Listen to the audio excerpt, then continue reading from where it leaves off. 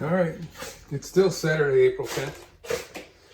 We're done working on my machine for today. The little woman is working on painting these. These are done otherwise. And these are being painted and those are done otherwise. So now we're working on these guys. I brought all the wood pieces in here so I can do the size up. That's those monsters. I honestly don't know if these giant drawers are going to last, but they're there, you know. That's a big ass drawer, ain't it? Jesus, you could put twin children in there. All right, well, so what's going on right now is we did a little design change here so we can have the garbage. And instead of having 3 drawers in this cabinet, it's going to be the regular drawer here, and that bottom drawer is going to have a face the size of 2 drawers. So we don't have to remake the drawer or none of that stuff. So that piece of wood is warped. When I cut it, it was warped. So we got it out here in the sun. We're trying to straighten it out. And I've had some success with this in the past.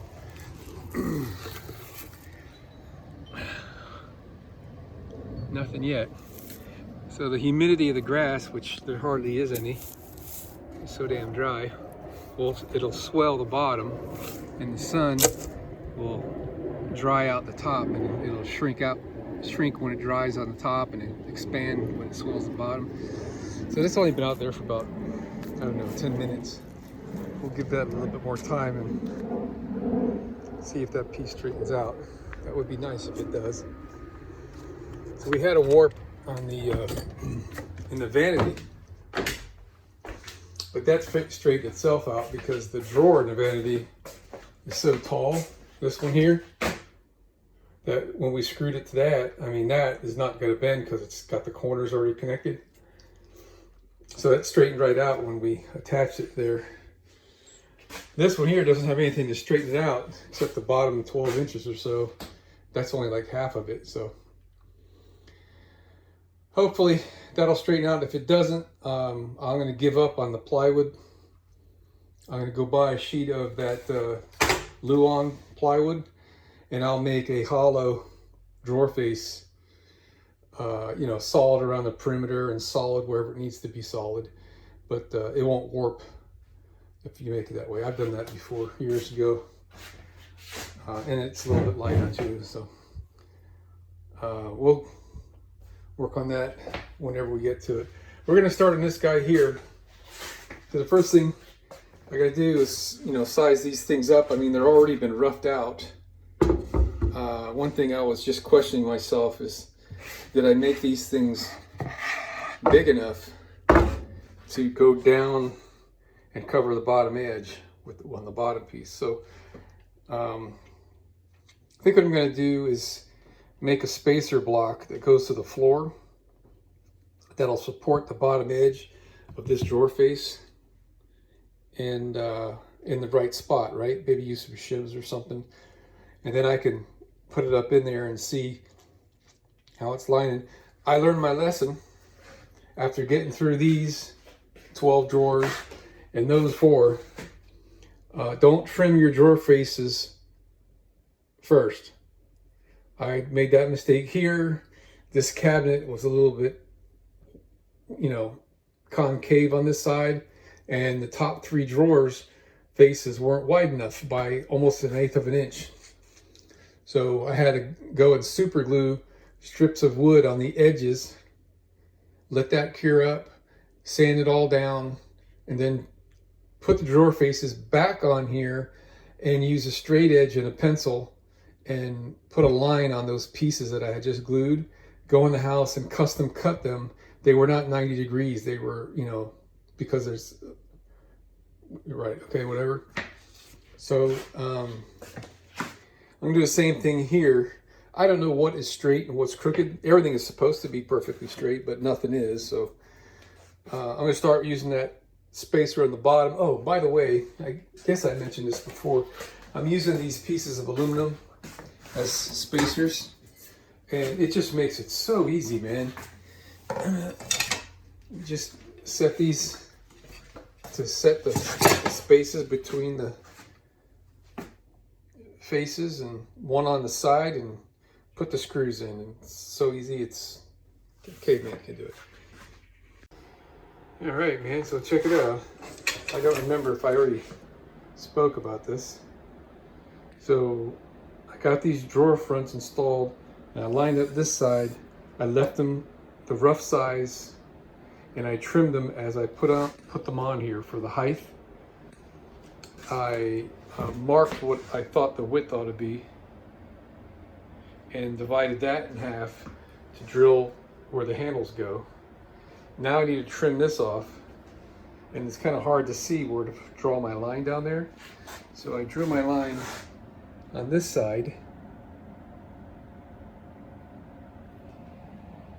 and now all I'm going to do is kind of transpose where that line is that much more, and then these guys will be right in line with the side of the cabinet, whether the cabinet is straight or crooked or whatever. How about that? All right, check out these cuts. So, see, that's a square cut right there, but the finished cut is not, because the side of the cabinet's crooked, I guess, right? And this one is so large you can't tell, but we're gonna go trim those off on the table saw, and that'll be one more done. All right, I thought I'd take a minute and show you the method of my madness here. So that line that's towards the right is the one I traced off the cabinet. And that little dot right there is where I wanted the cut to be. So what I did, I took my square, which is 1/8 of an inch, and I set it down like that on that line, and I angled the wood so that straight with my fence would be aligned with the line. Then I pulled this away, and I've got this 1/4 inch piece. I laid it up in there and I traced my line with that. And if you take a look there, it's just a hair to the left of where I wanted to be, so I'll just compensate for that when I make my cut. All right, there we are. So we're gonna cut just to the right of this line by that much on all 3 of these pieces. And we're going to do that by trimming little by little, and watch how the cut is going, and then tweak the angle until we're parallel with the line, and then sneak up to the line little by little. Probably I'll take 3 or 4 cuts to get there.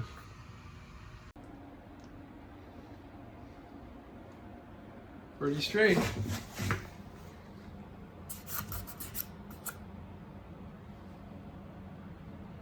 I'll take it.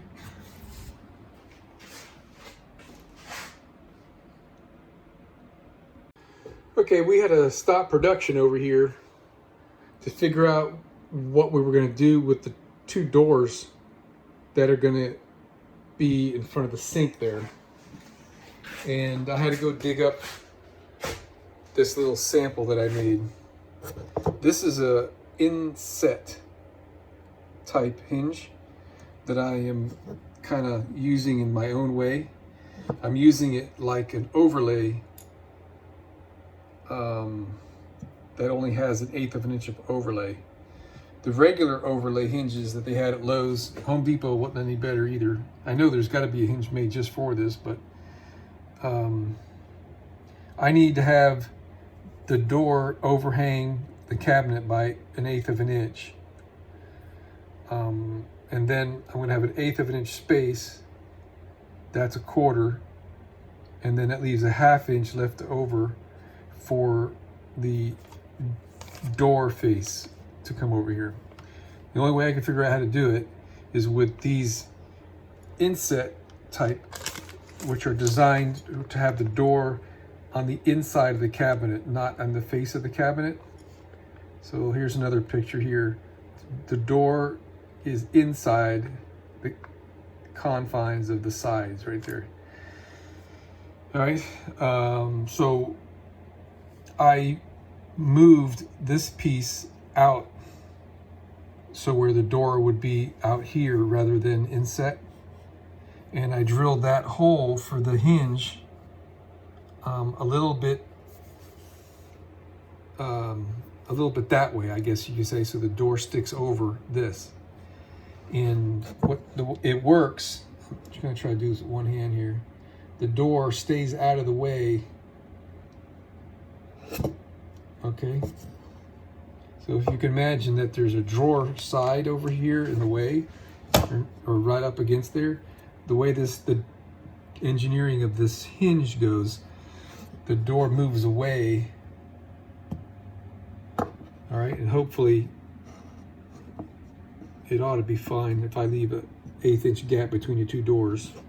But anyway, so I've got to have 4 inset hinges for here. And I've got to have inset hinges for here installed the way they're designed to be installed, because this is a true inset right here. The door is going to be sitting on top of this edge, but up against the side there. So there's no room for a door to swing around this. So it has to be an inset type. When the door opens, it comes over this way. I think I wanted to put 3 hinges on each side of these doors. So I've got to get 3 more hinges for this door and 3 more hinges for this door. And I ended up with a 10-pack of overlay hinges where I only need 4. And the reason why I goofed up on the count was I thought that this side was going to be overlay hinges. So that would have been 3, and 3 is 6, plus the 4 over there made 10. And that's why I got 10, but that's a mistake. I'm gonna have to give this package back, get 4 overlay individual hinges, and then 6 more of the insets.